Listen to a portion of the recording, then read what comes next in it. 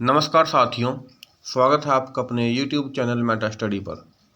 दोस्तों, आज हम सिलेबस के अकॉर्डिंग एक टॉपिक शुरू करने जा रहे हैं जिसका नाम है कैग यानी कि comptroller and advocate general of India and Haryana. जैसा कि आप जानते हैं, कैग जो है एक ऐसा ऑफिस है जो इंडिया लेवल पर और हर एक स्टेट लेवल पर आपको मिलेगा। ख़ास बात यह है कि कैग का जो ऑफिस है, इसको जब सेंट्रल लेवल पर बोला जाता है तो इसका नाम होता है कंप्ट्रोलर एंड एडवोकेट जनरल यानी कि कैग ऑफिस। जब स्टेट लेवल पर बोला जाता है तो इसका नाम होता है एजी ऑफिस यानी कि एडवोकेट जनरल।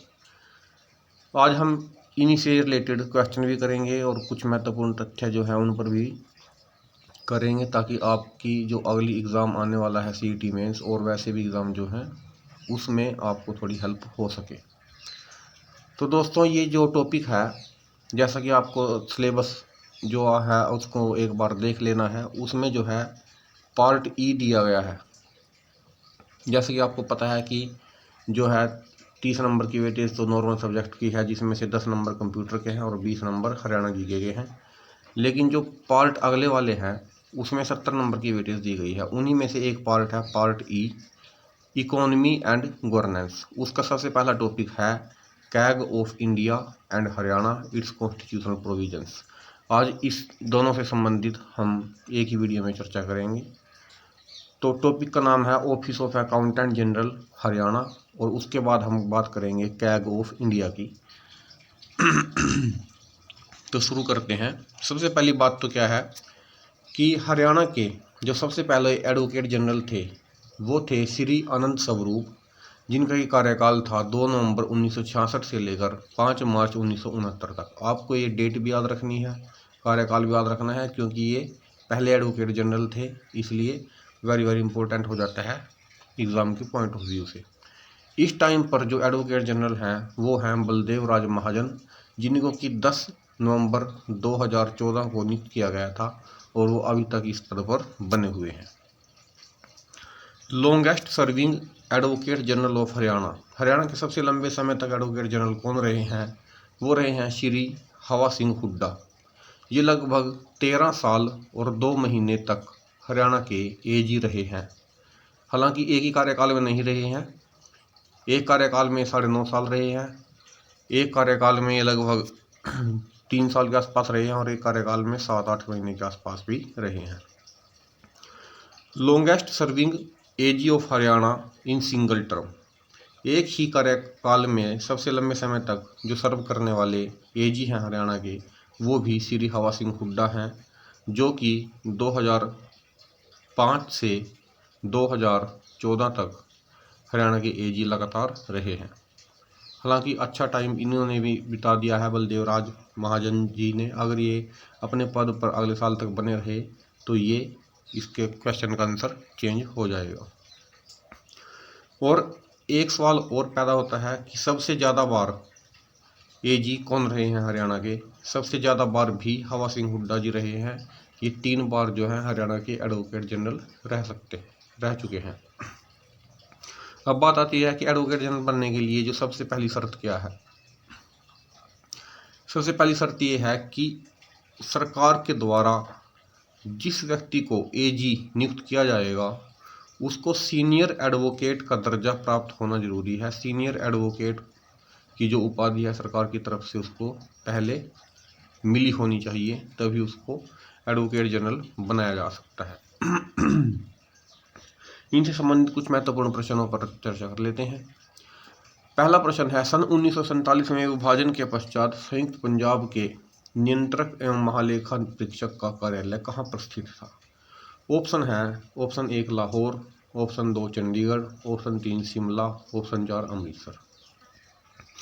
इस प्रश्न का सही उत्तर है ऑप्शन 3 शिमला। जब भारत आज़ाद हुआ था 1947 में, उस वक्त संयुक्त पंजाब के नियंत्रक एवं महालेखा परीक्षक का कार्यालय शिमला में बनाया गया। उस समय इस ऑफिस का नाम वहीं से ही चेंज किया गया था, office of accountant general Punjab. अगला प्रश्न है, हरियाणा का ऑफिस ऑफ अकाउंटेंट जनरल कब अस्तित्व में आया? जैसा कि आप जानते हैं कि हरियाणा जो है 1966 में अलग राज्य बन गया था पंजाब से। तो सवाल है कि हरियाणा का ऑफिस ऑफ अकाउंटेंट जनरल कब अस्तित्व में आया। ऑप्शन है ऑप्शन ए 1966, 1967, 1968, 1969। इस क्वेश्चन का सही आंसर है 1967। दोस्तों जैसा कि हम पहले भी बात कर चुके हैं कि एजी जो पहले थे वो 2 नवंबर 1966 को ही नियुक्त हो गए थे, लेकिन उस वक्त तक हरियाणा का अलग से ऑफिस ऑफ अकाउंटेंट जनरल नहीं बना था। अलग से ऑफिस कब बना, 1967 में ये बनाया गया।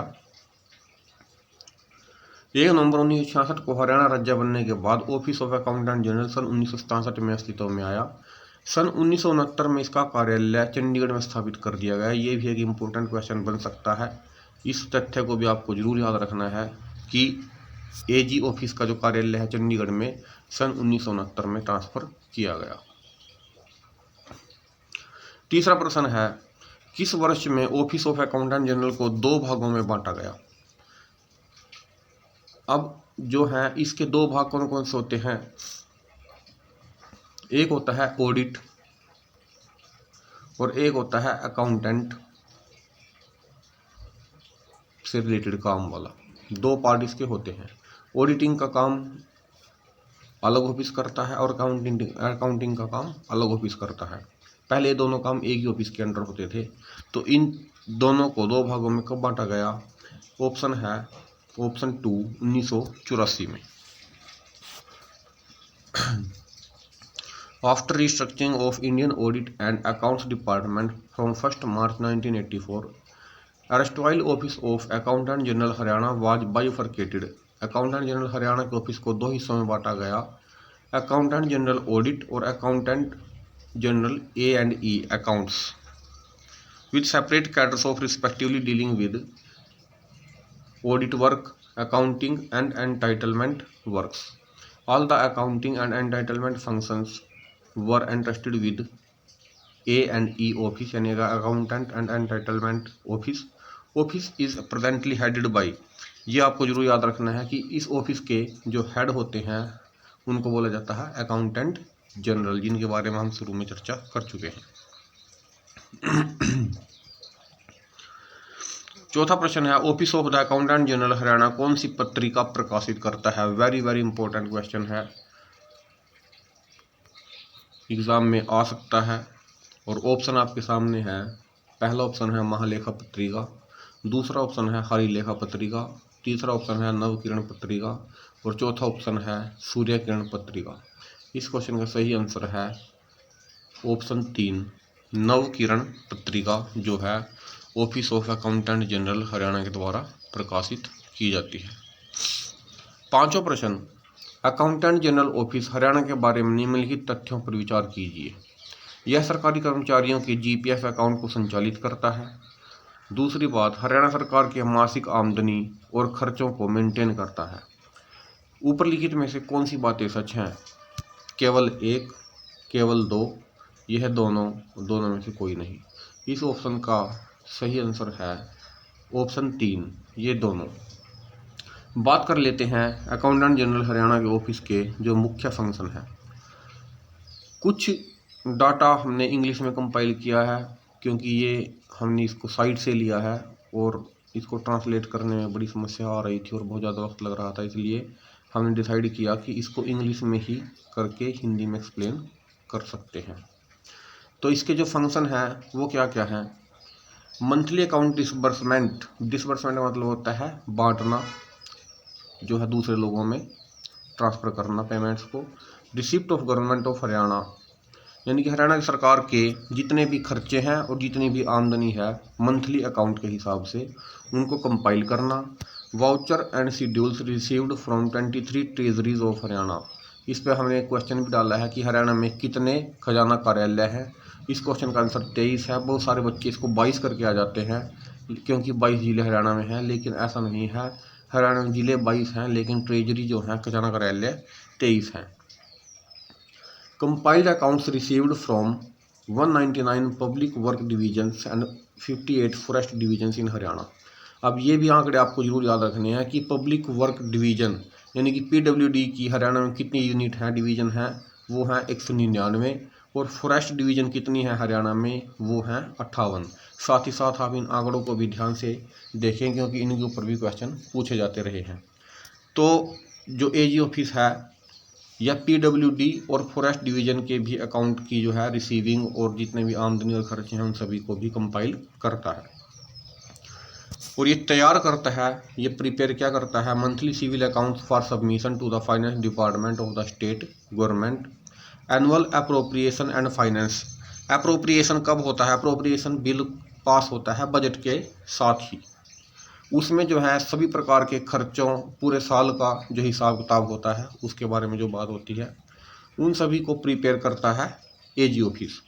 Account for submission to the governor of Haryana for presentation to the state legislature, यानी कि विधानसभा में गवर्नर जो है सरकार के जितने भी अकाउंट्स की रिपोर्ट पेश करता है उन सभी को तैयार करता है एजी ऑफिस, और एजी ऑफिस उन सभी को तैयार करके गवर्नर को भेजता है, गवर्नर उसको विधानसभा में जाकर पेश करता है। मेंटेन क्या रखते हैं ये मेंटेन रखते हैं GPF account of AIS officer of Haryana, यानी कि ऑल इंडिया सर्विस ऑफिसर जो है हरियाणा कैडर के, उनके जीपीएफ अकाउंट, और दूसरे जो स्टेट गवर्नमेंट एम्प्लॉई हैं ओल्ड पेंशन स्कीम के, उनके भी जीपीएफ अकाउंट्स को मेंटेन रखता है एजी ऑफिस। साथ ही साथ यह है जो लॉन्ग टर्म लोन लिए गए हैं एम्प्लॉयज़ के द्वारा, स्टेट लेजिस्लेचर विधानसभा के सदस्यों के द्वारा, MLAs के द्वारा, जो भी लोन अकाउंट हैं उनको भी मेंटेन रखता है AG office. Account of loan made by state government to its various department, state सरकार ने जो राज्य की सरकार है इन्होंने जो अलग अलग डिपार्टमेंट को लोन दिए हैं उनके अकाउंट्स को भी मेंटेन एजी ऑफिस ही रखता है। Account of loans grants in aids received by state government, state government जो भी लोन बाहर से ले रही है या फिर कोई ग्रांट मिल रही है उनका भी लेखा जोखा जो है अकाउंटेंट जनरल ऑफिस रखता है। साथ ही साथ ये एनुअल जीपीएफ अकाउंट स्लिप भी सब्सक्राइबर कौन है, MLAs हैं और गवर्नमेंट एम्प्लॉयज़ हैं। Receipt and finalisation of GPF final payment cases, यहाँ पर कहने का मतलब क्या है, अगर हम एक संक्षेप में बात करें तो सभी प्रकार के लोन, चाहे वो राज्य सरकार के हों या गवर्नमेंट एम्प्लॉई के हों या फिर MLAs के हों, उनका लेन देन, और साथ में जीपीएफ अकाउंट गवर्नमेंट एम्प्लॉयज़ का और MLAs का, इन सभी को भी एजी ऑफिस मेंटेन रखता है। अप्रोप्रिएशन बिल की जो रिपोर्ट होती हैं, अकाउंट्स होते हैं सरकार के आमदनी और खर्चे, सभी की रिपोर्ट जो कि गवर्नर को भेजी जाती है और गवर्नर उसको विधानसभा में पेश करते हैं, उन सभी को भी एजी ऑफिस ही कंट्रोल करता है।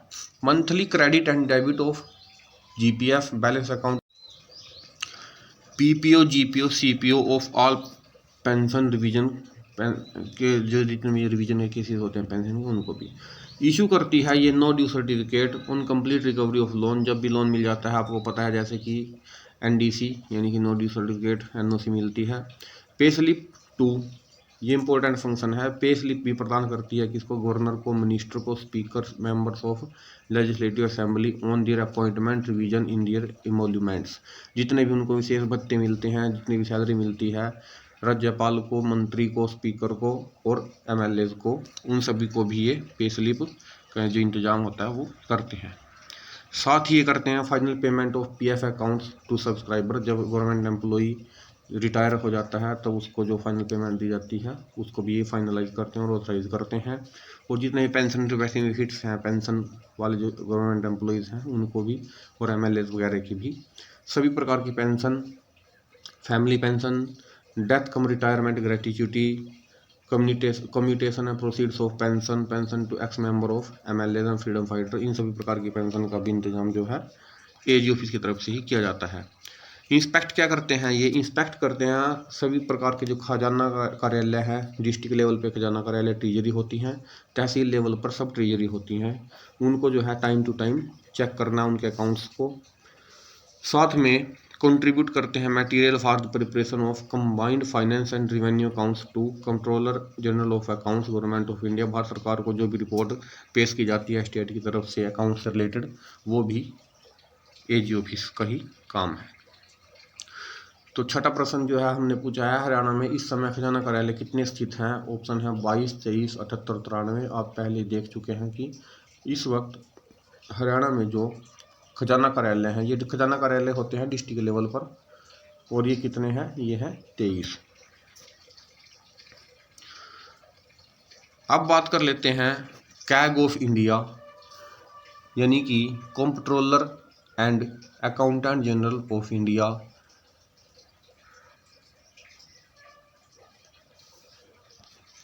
पहली बात, part 5 of the Indian constitution, यानी कि कैग का जो जिक्र है वो पार्ट 5 में आता है। Describes the role and responsibility of this office in chapter 5। The comptroller and auditor general is one of the few offices directly appointed by president of India. यानी कि एक क्वेश्चन तो इसमें से यही बन जाता है कि कॉन्स्टिट्यूशन यानी संविधान के किस पार्ट में जो है इसका जिक्र होता है। पार्ट 5 में इसका जिक्र होता है, और इसको जो है डायरेक्टली अपॉइंट किया जाता है प्रेसिडेंट राष्ट्रपति के द्वारा। राष्ट्रपति की सील और साइन से सीधे अपॉइंटमेंट होती है कैग की। Power of CAG and article 148 भारतीय संविधान का इन्होंने कहा है अध्याय 5 यानी कि चैप्टर 5 और आर्टिकल नंबर 148 इम्पोर्टेंट चीज़ है, बहुत आपको याद रखनी है। Of constitution of India, Bharat के संविधान का 148 नंबर आर्टिकल एस्टेब्लिश करता है authority of this office. It states the following points in relation to the establishment and power of CAG. The Comptroller and Auditor General is appointed by the President of India and can be removed। देखिए, राष्ट्रपति सीधा appoint कर रहा है, इनको remove कैसे किया जा सकता है? Only in manner and on the ground that a जज of the supreme court is removed.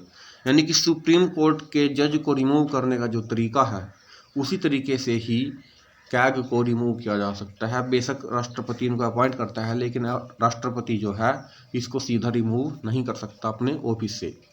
अब सुप्रीम कोर्ट के जज को कैसे रिमूव किया जाता है, उसके लिए वोटिंग होती है पार्लियामेंट में, और जब वो 2/3 बहुमत से बिल पास किए जाते हैं वोटिंग करके, उसके बाद ही सुप्रीम कोर्ट के जज को हटाया जा सकता है। तो यही मेथड जो है इस पर्टिकुलर पोस्ट के लिए भी अपनाया जाता है। Person appointed to this office should take an oath of office before the president और any other person appointed by the office of the president. राष्ट्रपति के सामने इनको जो है एक ओथ यानी कि एक शपथ लेनी होती है अपने ऑफिस से। Salary, service condition, leaves of absence, pension, age of retirement are determined by Parliament of India and specified in the second schedule such that the service condition and salary will not be modified to the disadvantage of the incumbent during their tenure।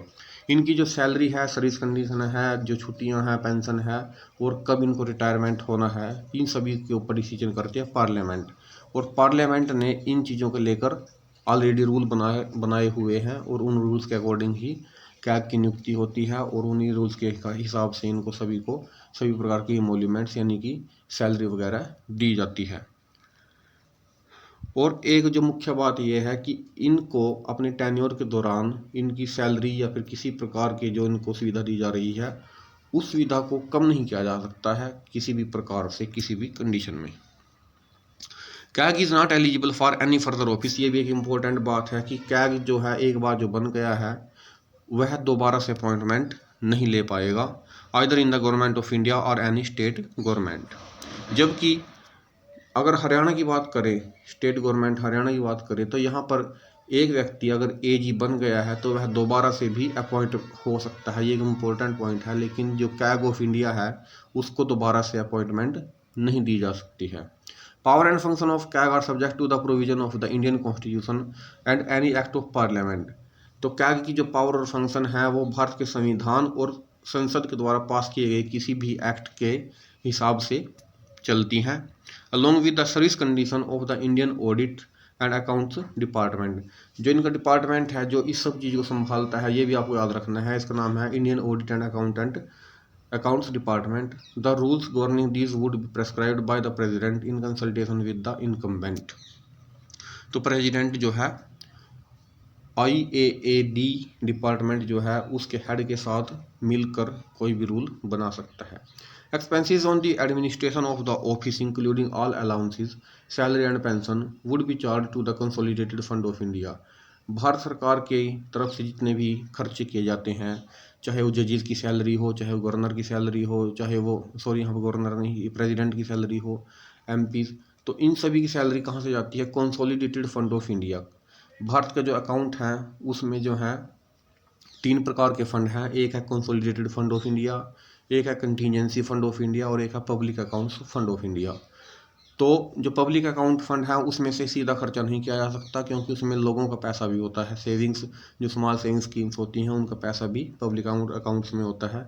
जो consolidated fund of India है, इसको आप as the disposal of government कह सकते हैं, कि यानी कि सरकार के हाथ में पूरी तरह से जो होता है वो होता है consolidated fund of India.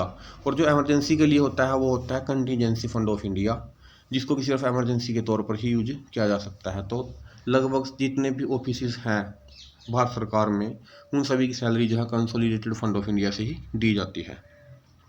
Incumbent is appointed for a period of 6 years. आपको कार्यकाल जरूर याद रखना है कि 6 साल के लिए इसका अपॉइंटमेंट किया जाता है, या फिर जब तक कि यह 65 साल की एज को प्राप्त ना कर ले। और ये 65 साल की एज कब तय की गई रिटायरमेंट के लिए?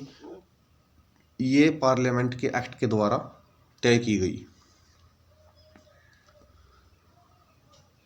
अब बात कर लेते हैं कि कौन कौन से आर्टिकल जो है संविधान के इससे जुड़े हुए हैं। आर्टिकल 148 जो है वह डील करता है कैग की अपॉइंटमेंट, ओथ और कंडीशन ऑफ सर्विस। आपको तीनों चीज़ याद रखनी है कि आर्टिकल जो 148 है उसमें अपॉइंटमेंट के बारे में भी कहा गया है, उसकी शपथ के बारे में भी कहा गया है, और सर्विस की जो कंडीशंस हैं उसके बारे में भी कहा गया है। अब जो सर्विस की कंडीशन है इसके बारे में क्या कहा गया है? इसके बारे में कहा गया है कि सर्विस की जो कंडीशन है उनको संसद तय करेगी अपने एक्ट के द्वारा या रूल्स के थ्रू, यानी कि पार्लियामेंट के द्वारा ये किया जाएगा। आर्टिकल 149, आपको आर्टिकल के साथ साथ ये जरूर याद रखना है कि उस आर्टिकल में कहा क्या गया है उसके बारे में। अब जैसे पहले बारी में अपॉइंटमेंट, ओथ और कंडीशन दे दी गई हैं, आर्टिकल 149 में कहा गया है ड्यूटी और पावर जो है कैग की क्या होंगी।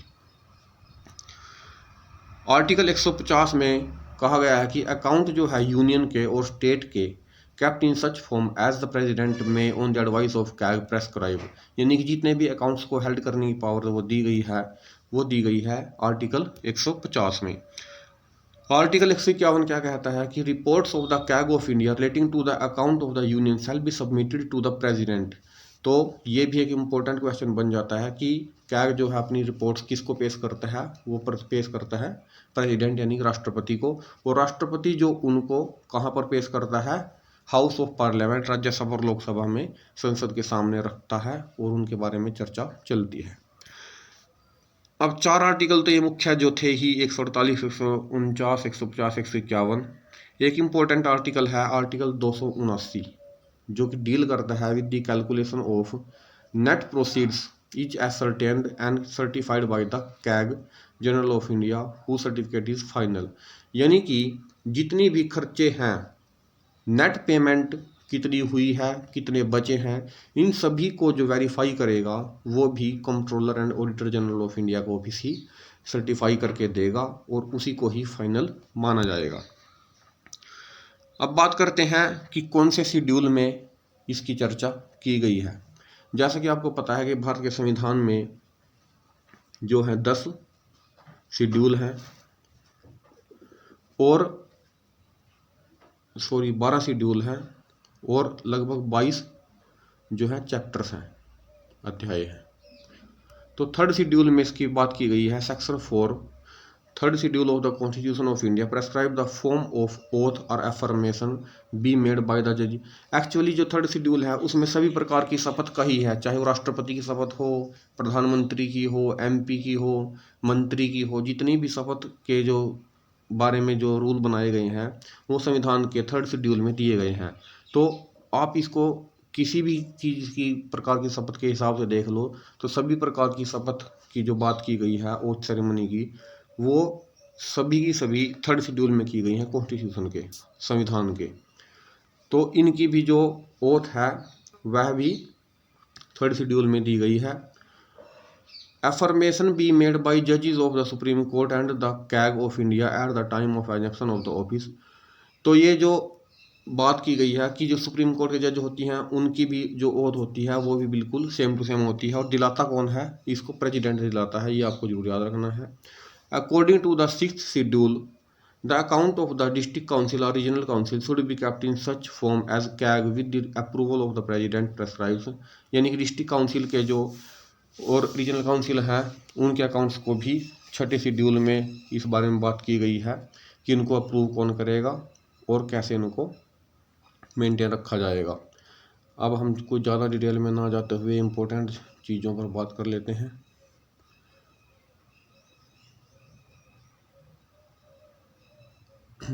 एक इम्पोर्टेंट बात हो जाती है कि जो इस वक्त एक प्रोविज़न है वो क्या है कि अगर कैग किसी भी प्रकार की फाइल या किसी भी प्रकार की इन्फॉर्मेशन की डिमांड सेंटर सरकार से कर रहा है तो सरकार को वह फाइल बिना किसी ऑब्जेक्शन के बिल्कुल फ्री में प्रोवाइड करानी पड़ेगी।